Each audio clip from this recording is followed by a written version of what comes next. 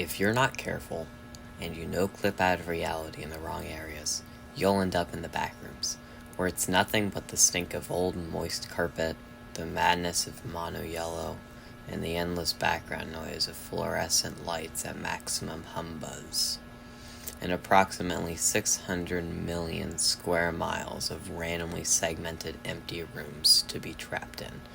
God save you if you hear something wandering around nearby, because it sure as hell has heard you. Is the well-known text blob credited to starting the infamous The Backrooms, a creatively abundant community with a weirdly child-focused fanbase. Similar to the SAP Foundation, the Backrooms is affiliated with monsters of deadly capacity and a community that can easily create any technically canon piece of lore. However, the Backrooms is easily more associated with liminal space, an odd, uncomfortable feeling that you could be experiencing right now. However, this video isn't just about reviewing the Backrooms. This is about reviewing the real Backrooms story by none other than Aiden Phi. Aiden Phi is the accidental common topic of this channel. My most popular video is on Aiden Phi's Ohio Meme, another series that is uncomfortably interesting. Aiden Phi began writing a story about the Backrooms about 2 years ago, and has recently posted the full finished story on AO3, a popular fanfiction site. Go check him out if you want to read the book. That is longer than Of Mice and Men. Finally, Aiden also owns the channel Fido_Escapades, which is where the Ohio Meme series is uploaded. Now on to the book.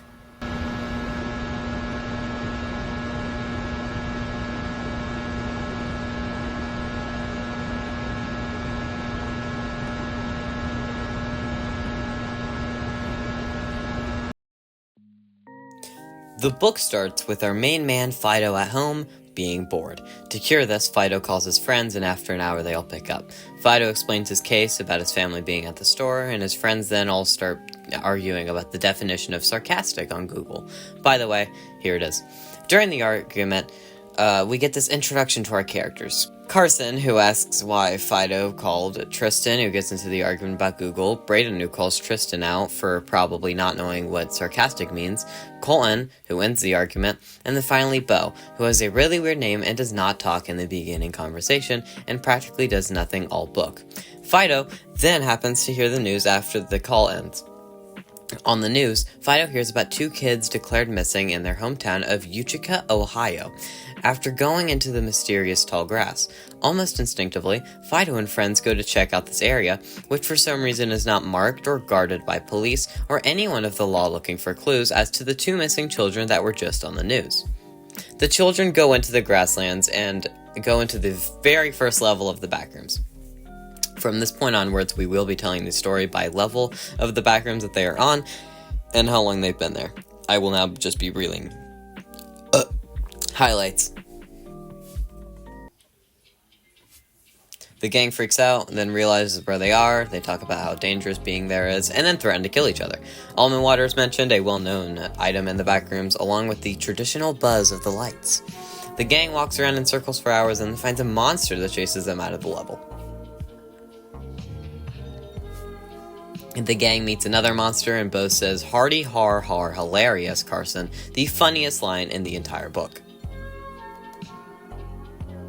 The gang gets chased out with another monster, and by the end of the level, they find out something disturbing.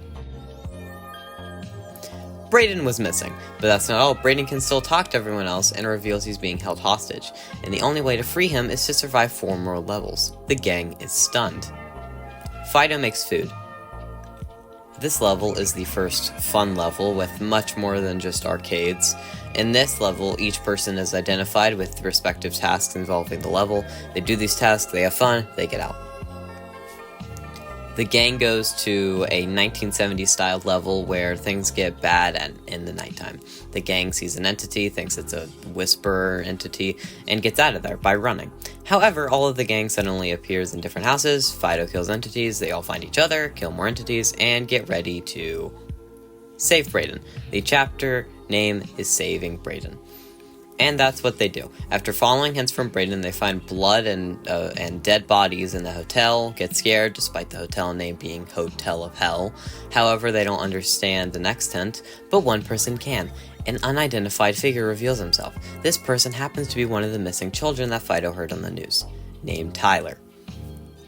He reveals that time is warped in the backrooms. A month to a person stuck in the backrooms can be actual years in the front rooms, which is really, really deprecating. This is shown when Tyler reveals he has been in the backrooms for 4 years. Fido then introduces Tyler to the gang, and Fido and friends go on to save Brayden, which they do, and then escape to the next level. The gang is freezing. They all meet a merchant named Michael, and they're stuck in a blizzard. The gang talk all chapter and reach the end. In this chapter, Colton gives the greatest insult ever given in human history, that being, Tristan, the Backrooms is a crazy place, but the last thing we need is a brain aneurysm from you saying stuff that doesn't make any sense. Heck, if you keep saying more, we're not even gonna have brain aneurysms. We will all have permanent brain damage from you. Colton said. Oh, and also Fido just disappears. The gang thinks he's dead, and it kinda is, but it doesn't really matter because he has to complete a view task to get the privilege to live.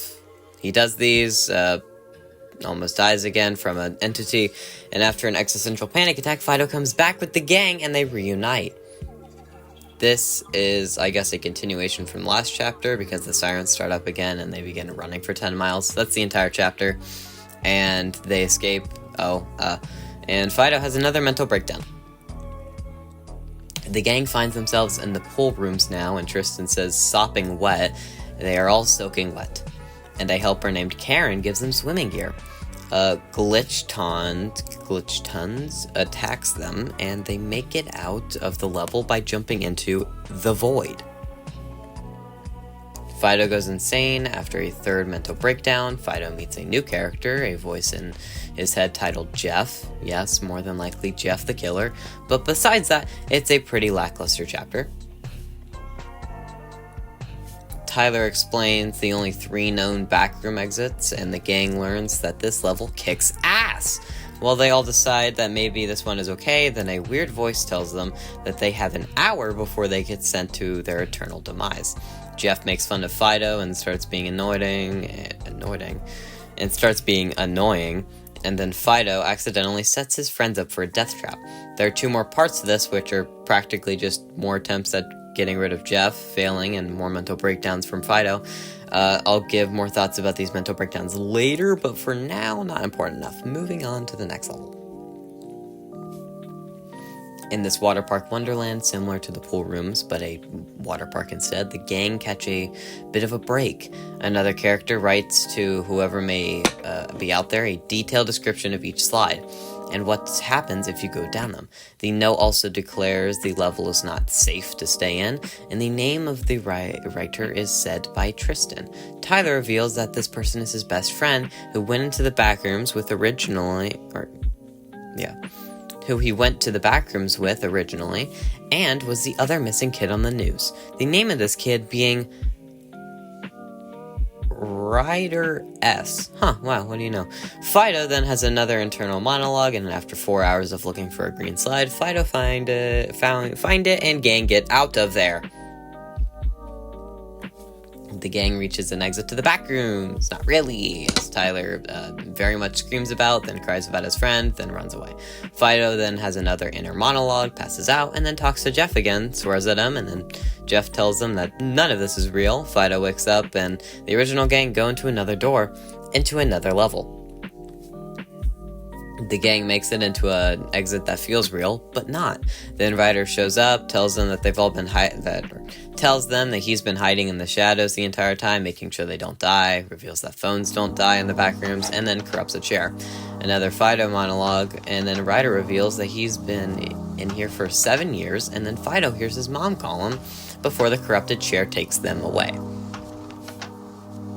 They leave what they thought was reality, yell at each other, and then the physical manifestation of Jeffrey the Killer, the Jeff, appears, and a now evil Tyler appears as well.